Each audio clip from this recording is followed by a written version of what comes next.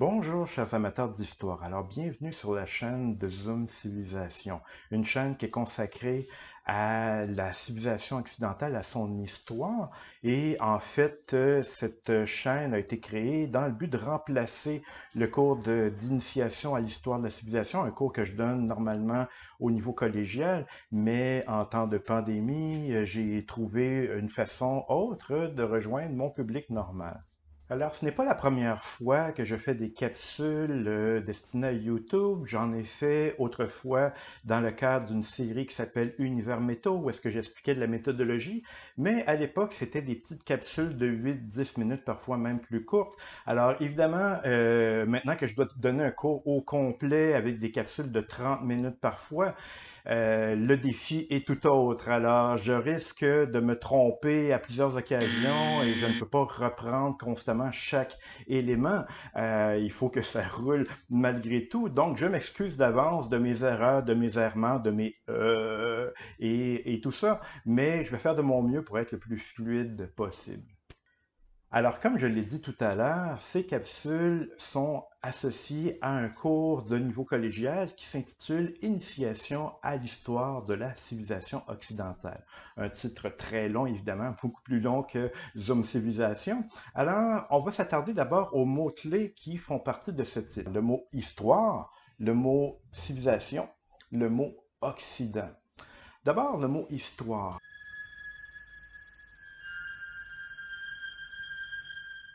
Alors, qu'est-ce que l'histoire? C'est l'étude du passé humain dans son enchaînement, dans sa chronologie.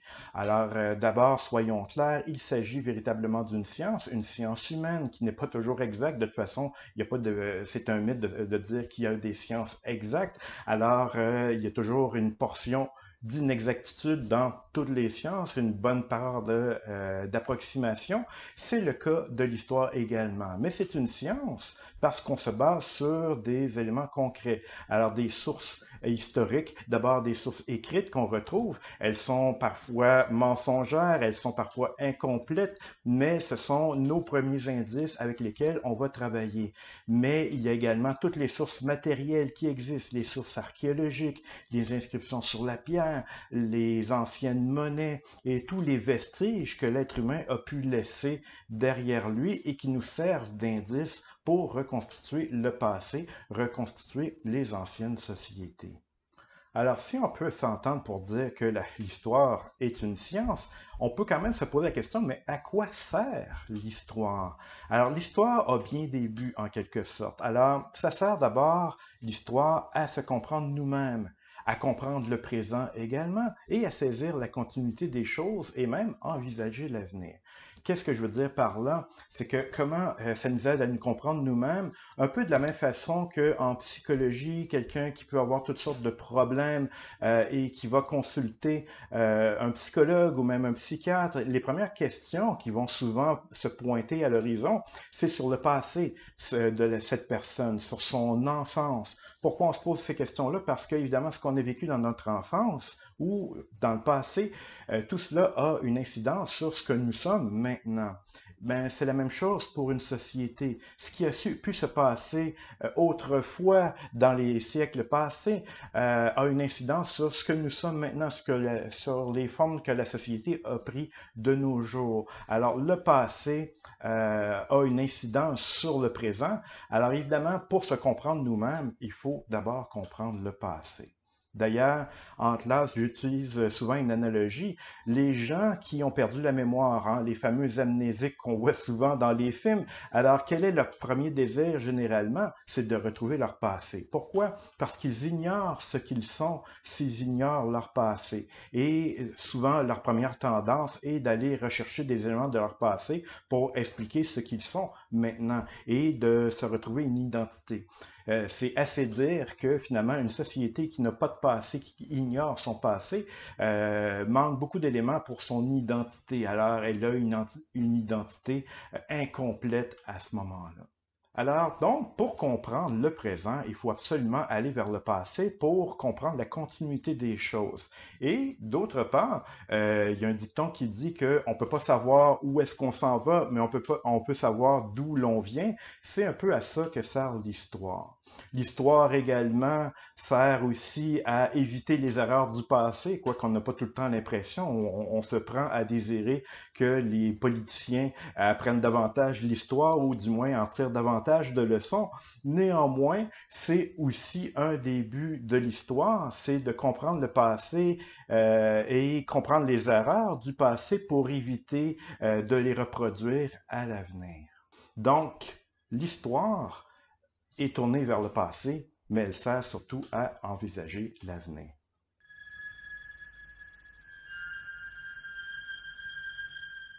Mais dans le cours d'initiation à l'histoire de la civilisation occidentale, il y a également un autre mot-clé qui est le mot civilisation.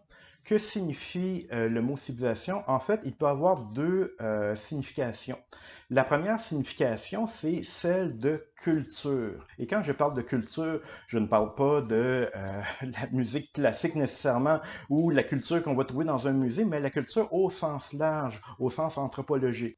Alors, qu'est-ce que c'est la culture au sens large? C'est la manière de vivre, de penser et d'agir qui caractérise un groupe spécifique ou plus largement un ensemble plus grand. Alors, une culture va avoir plusieurs aspects. Elle va avoir des aspects politiques, des aspects économiques, des aspects sociaux, des aspects artistiques, évidemment. Donc, quand on définit la culture d'une société, on va aller voir tous les éléments qui font partie de cette société. Alors, la façon qu'a un peuple de se gouverner, hein, son économie est même un élément culturel. Alors, il y a des sociétés davantage capitalistes, d'autres qui peuvent aller vers d'autres types d'économies, comme le socialisme ou le communisme. Alors, la société, de quelle façon elle est bâtie? Est-ce que c'est davantage une société démocratique égalitaire ou une société de caste? Alors, tout ça également est culturel. Et évidemment, tout ce qui est artistique fait partie de la culture également, que ce soit au niveau de la musique ou au niveau des arts et des lettres, au niveau de la peinture, de la sculpture, tout cela est éminemment culturel. Alors, toutes ces composantes forment ensemble la culture d'un groupe, hein, les composantes économiques, sociales, politiques et autres. Alors donc, quand on étudie l'histoire de la civilisation occidentale, on examine l'apparition, le développement et l'évolution des différents aspects culturels qui caractérisent l'Occident.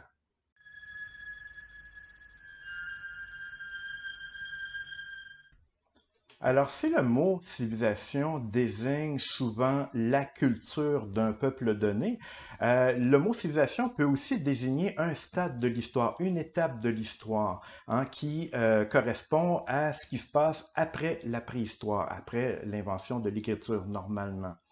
Alors, plusieurs auteurs souvent vont décrire la civilisation comme étant un stade avancé de l'évolution de l'humanité, et comme s'il existait objectivement des stades supérieurs et inférieurs. Il faut éviter ce genre de jugement, même s'ils sont communs.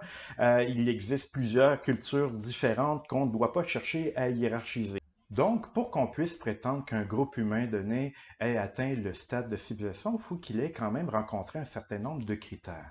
Les historiens, les anthropologues et les scientifiques ne s'entendent pas tous sur quels sont ces critères exactement. Je vais donc en proposer 5 ici qui me semblent valables, mais qui peuvent être questionnés sur les points de détail. Alors, je considère que pour dire qu'on est en présence d'une civilisation, il faut que ce groupe humain ait déjà développé un niveau de population suffisant. D'autre part, il faut qu'il ait développé une agriculture en expansion, qu'il ait développé aussi des villes et qu'il ait développé également du commerce sur une grande échelle. Et d'autre part, il faut s'attendre normalement à ce qu'une civilisation ait inventé un modèle d'écriture. D'abord, pour qu'on la considère comme une civilisation, une société doit avoir un niveau de population suffisant. Il n'est pas question ici de donner de chiffres, alors il n'y a pas un chiffre à partir duquel on est en présence d'une civilisation et une personne de moins, on n'en a pas, mais tout simplement que on doit avoir un niveau de population assez suffisant pour que cette population soit en expansion et suffisante surtout pour refléter la complexité des situations politiques, économiques et sociales. Et donc, une civilisation, c'est quelque chose de complexe normalement, et c'est une complexité qu'on ne trouvera pas dans un groupe de seulement 30 individus, par exemple. Alors donc, on parle ici de milliers d'individus normalement. En outre, on s'attend à ce qu'une civilisation ait développé l'agriculture. Pourquoi? On a vu que ça prend un niveau de population suffisant. Pour ce faire, ça prend des sources d'approvisionnement en nourriture qui sont assez importantes. Et quand on est seulement en présence d'une société de chasseurs-cueilleurs, le gibier étant réparti sur un vaste territoire, évidemment, la population est beaucoup plus limitée en nombre. Ce qui limite la complexité sociale, économique et culturelle qu'on est en droit de s'attendre d'une civilisation. D'autre part, on s'attend à ce qu'une civilisation ait développé des villes.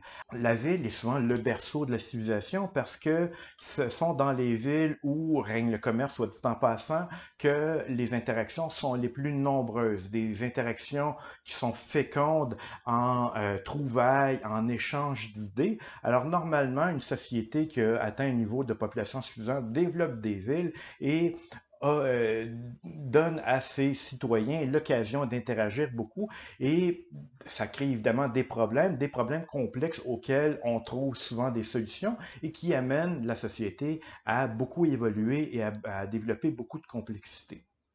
Un autre élément qu'on est en droit de s'attendre dans le cadre d'une civilisation, c'est du commerce, mais du commerce à grande échelle, pas simplement un commerce entre voisins, un commerce modeste, donc un commerce entre régions. Et pourquoi? D'une part, ben, parce que ça reflète une certaine complexité dans l'économie, mais d'autre part, c'est que les marchands ne sont pas des simples échangeurs de marchandises, ils sont aussi des vecteurs de civilisation, dans la mesure où est-ce qu'ils sont amenés à voyager de plus en plus loin et donc ils échangent des biens, mais par la même occasion, ils ont l'occasion de voir ce qui se passe ailleurs, d'échanger sur ce qu'ils ont vu ailleurs également. Et donc, ce que ça donne, c'est que les marchands vont parler à leurs concitoyens ou les étrangers qu'ils visitent, ils vont parler de ce qu'ils ont vu dans d'autres villes, dans d'autres lieux. Donc, les marchands sont des véhicules de transmission du savoir et contribuent à augmenter la complexité de leur propre société et de celle qu'ils côtoient. D'ailleurs, le fait d'avoir des marchands va amener aussi des nouvelles classes sociales. On aura l'occasion de le voir avec la Grèce, avec le Moyen Âge. Et donc, de ce fait, lorsque le commerce prend des proportions importantes, ça amène une complexification de la société. Enfin, dernier élément qu'on s'attend à trouver dans le cadre d'une civilisation, c'est un système d'écriture, qu'il ait été inventé sur place ou emprunté à une autre civilisation.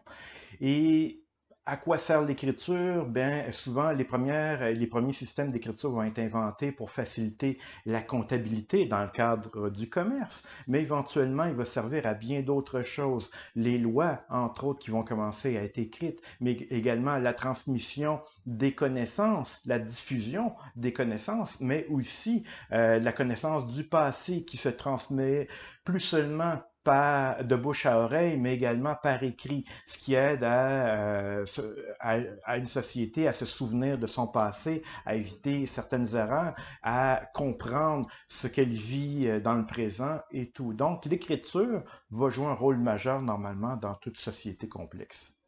Donc, en gros, une civilisation doit normalement rencontrer quelques critères de base pour qu'on la considère comme telle. Un niveau de population suffisant, une agriculture en expansion, l'existence de villes, le commerce sur une plus grande échelle et l'existence d'un système d'écriture. Alors, une fois qu'une société aurait rencontré ces critères, normalement, on peut dire qu'on est en présence d'une civilisation.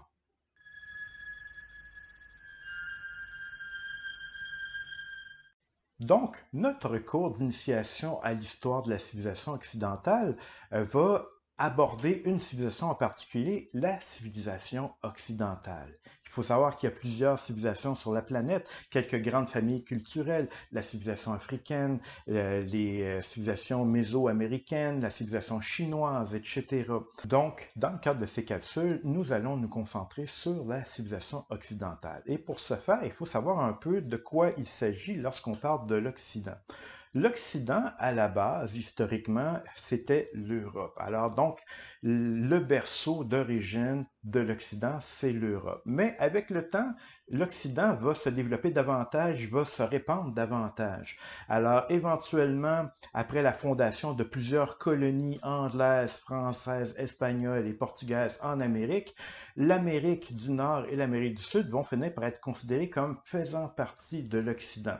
Il faut dire que les Occidentaux ont fait de même ailleurs dans le monde, comme en Afrique et comme en Asie, sauf que alors qu'en Afrique, la population africaine a survécu et reste majoritaire, même chose pour l'Asie, en Amérique, où est-ce qu'il y a eu un choc microbien important et des guerres terribles, la population américaine d'origine a disparu en grande partie et elle est maintenant immensément minoritaire. Et de ce fait, ce sont les Occidentaux qui contrôlent l'essentiel de l'Amérique. Et c'est la raison pour laquelle l'Amérique dans son ensemble est considéré désormais comme faisant partie de l'Occident. On pourrait même aller plus loin et inclure aussi l'Australie là-dedans, puisque les aborigènes d'Australie ont fini par devenir minoritaires dans leur propre pays, et de ce fait, la culture occidentale domine aussi en Australie. Mais on va assez peu se préoccuper de l'Australie, désolé pour les Australiens en ligne, et on va se concentrer essentiellement sur l'Europe et sur l'Amérique.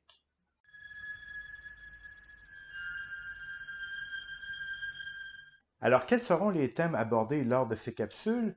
Eh bien, nous allons procéder par ordre chronologique pour voir les différentes époques importantes, marquantes de la civilisation occidentale. Nous allons commencer paradoxalement en Orient, au Proche-Orient, avec la civilisation mésopotamienne qui a tant légué à la civilisation occidentale. Ensuite, nous allons aborder le monde grec, alors avec ses grandes réalisations au niveau politique, ses idées, avec l'œuvre d'Alexandre le Grand également.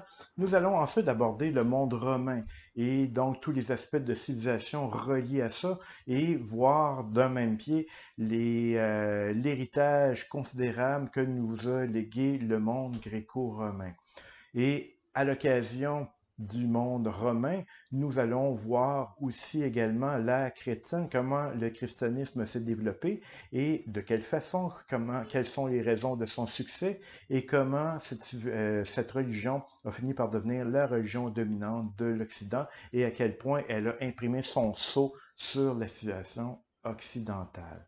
Évidemment, nous verrons la chute de l'Empire romain et le Moyen Âge qui en a résulté. D'abord, donc, les périodes de transition occasionnées par le début du Moyen Âge et quelques régressions au travers de tout ça. Et nous verrons ensuite comment le Moyen Âge se renouvelle et au travers de tout ça, on va assister à la Renaissance italique en Italie notamment, avec tout ce que ça occasionne dans la façon de penser.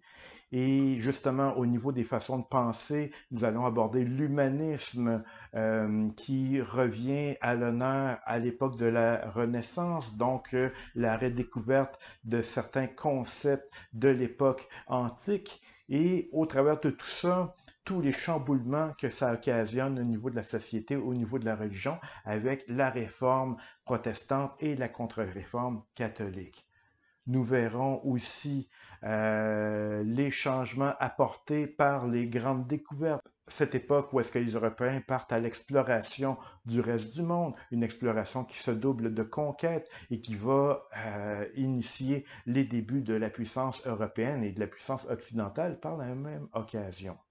Et au travers de tout ça, on verra ce qui occasionne la naissance des États modernes avec le jeu des forces sociales entre une nouvelle classe sociale qui est la bourgeoisie et les rois qui deviennent de plus en plus puissants à cette occasion-là. C'est à cette époque qu'on assistera à la naissance de la science moderne et au progrès considérable de la science européenne et aussi au bouleversement que ça amènera dans les idées, les fameuses idées des Lumières. Ces idées des Lumières qui occasionneront également des chamboulements politiques et sociétaux. Alors, avec la Révolution atlantique initiée dans les futurs États-Unis et également en France. Et à travers tout ça, à travers tous ces chamboulements qu'ils bouleversent l'Europe, on assistera également à une autre évolution, davantage matérielle, davantage économique, qui est la révolution industrielle et qui formera la conclusion de nos capsules sur le monde occidental. Alors, c'est un rendez-vous que je vous donne avec les capsules de Zoom Civilisation. À bientôt.